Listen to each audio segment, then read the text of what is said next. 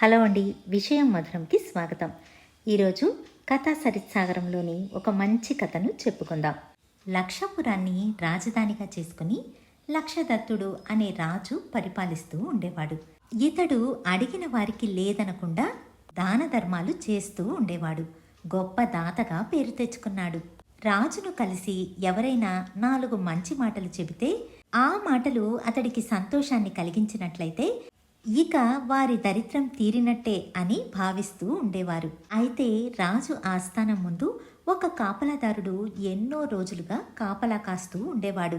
రాజు ఆస్థానం నుంచి వచ్చేటప్పుడు వెళ్ళేటప్పుడు అతన్ని చూస్తూ ఉండేవాడే కానీ ఎప్పుడూ అతడికి సహాయం చేయలేదు. ఒకసారి రాజు వేటకు బయలుదేరాడు. అతని పరివారంతో పాటు ఆ కాపలాదారుడు కూడా వెళ్ళాడు. వెళ్ళినవాడు ఎంతో చాకచక్యంగా ఎన్నో ప్రాణులను చంపాడు. అతడి శౌర్యాన్ని చూసిన రాజు అతన్ని ఎంతో మెచ్చుకున్నాడు. కానీ బహుమానం మాత్రం ఏదీ ఇవ్వలేదు.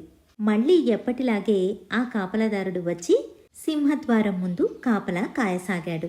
ఇంకొకసారి రాజు యుద్ధానికి వెళ్ళినప్పుడు అక్కడ కూడా ఎంతో చాకచక్యంగా శత్రువుల సైనికులను ఎందరినో హతమార్చాడు ఆ కాపలాదారుడు.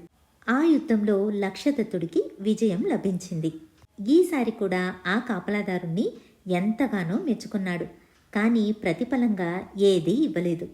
ఆ కాపలాదారుడు యథాప్రకారం మళ్ళీ గుమ్మం ముందు కాపలాదారుడిగా మిగిలాడు. ఇలా 2-3 సార్లు జరిగాక రాజుకు ఆశ్చర్యం వేస్తుంది. ఇతడు ఎంత సహాయం చేస్తున్నా నాకెందుకు ఇతడికి సహాయం చేయాలని అనిపించడం లేదు అని అనుకుంటాడు. అలా అనుకున్న రాజుకు మనసు కరిగి ఈసారి అతని అదృష్టాన్ని పరీక్షించాలని నిర్ణయించుకుంటాడు. ఒకసారి రాజు ఆ కాపలాదారుణ్ణి పిలిపించి 4 మంచి మాటలు చెప్పించుకుంటాడు. తర్వాత ఒక దానిమ్మ పండు చేతికిస్తాడు. అయితే ఆ దానిమ్మ పండులో రాజు ఎవరికీ చెప్పకుండా ముత్యాలు రత్నాలు నింపి ఉంటాడు. అయితే కాపలాదారుడికి దానిమ్మ పండు మాత్రమే ఇవ్వడం చూసి సభలోని జనమంతా ఆశ్చర్యపోతారు. ఇతడిపై ఇంకా రాజుకి కరుణ కలగలేదు అని అనుకుంటారు.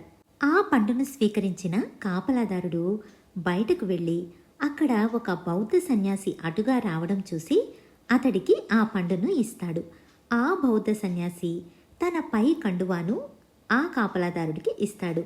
కాపలాదారుడు ఆ కండువాను అమ్మి ఆ వచ్చిన డబ్బుతో ఆ రోజు తన పొట్టను నింపుకుంటాడు.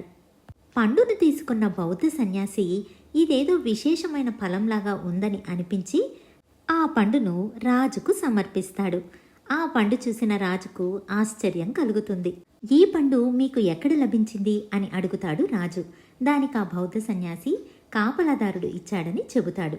ఇది విన్న రాజు ఆశ్చర్యంతో ఆ కాపలాదారుడికి అదృష్టం ఇంకా తలుపు తట్టలేదన్నమాట అని అనుకుంటాడు.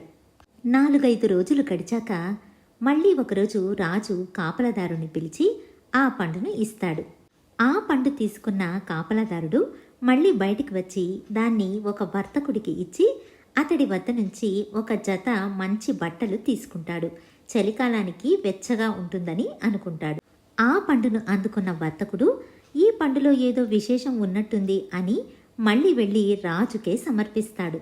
ఇది కాపలాదారుడి నుంచి వచ్చిన పండని తెలుసుకున్న రాజు ఆశ్చర్యంతో విధి ఎంత విచిత్రమైంది, ఆ కాపలాదారుడికి ఇంకా దీనిని ఉపయోగించుకునే అదృష్టం కలగలేదు అని అనుకుంటాడు. మరికొన్ని రోజులు ఆగి రాజు మళ్ళీ ఆ కాపలాదారుని పిలిచి లోపల ముత్యాలు రత్నాలు పొదిగినటువంటి ఆ పండును ఇస్తాడు. ఈసారి కాపలాదారుడు దానిని తీసుకెళ్తూ ఉండగా అతడికి రాజనర్తకి ఎదురవుతుంది. కాపలాదారుడు ఆ పండుని రాజనర్తకికి ఇచ్చి ఆవిడ ద్వారా కొంత డబ్బును తీసుకుంటాడు. ఆ పండును తీసుకున్న రాజనర్తకి నేరుగా వచ్చి రాజుకు సమర్పిస్తుంది. రాజు ఆశ్చర్యానికి హద్దులు లేకుండా పోయింది. అరే, ఈ భిక్షకుడు ఎంతటి దురదృష్టవంతుడు! ఎన్నిసార్లు ఈ పండును అతడికి చేర్చాలని చూసినా ఆ పండు అతడికి దక్కడం లేదు. ఇక లాభం లేదని రాజు మళ్ళీ కాపలాదారుణ్ణి పిలిచి అతడి చేతికి పండును ఇస్తూ ఉద్దేశపూర్వకంగా జారవిడుస్తాడు. కింద పడిన ఆ పండు నుంచి ముత్యాలు రత్నాలు జలజలమంటూ జారి చెల్లాచెదురుగా పడిపోతుంది. అది చూసి సభలోని జనం, కాపలాదారుడు ఆశ్చర్యపోతారు. అలా చివరకు రాజు ఉపాయంతో కాపలాదారుడి అదృష్ట తలుపులు తెరుచుకుంటాయి. లక్ష్మీదేవి ప్రసన్నం అవుతుంది. రాజు అతడి నిస్వార్థానికి మెచ్చుకుని ఆ ముత్యాలు రత్నాలతో పాటు ఇంకా ధనం ఇచ్చి తన ఆస్థానంలోని సైనికుడిగా ఆ కాపలాదారుణ్ణి నియమించుకుంటాడు. ఇదండి కథ. చాలా బాగుంది కదూ. ఒక్కొక్కసారి అదృష్టం అనేది లేకపోతే మన దగ్గర ఉన్న వస్తువులను కూడా మనం ఉపయోగించుకోవడానికి వీలు కాదు.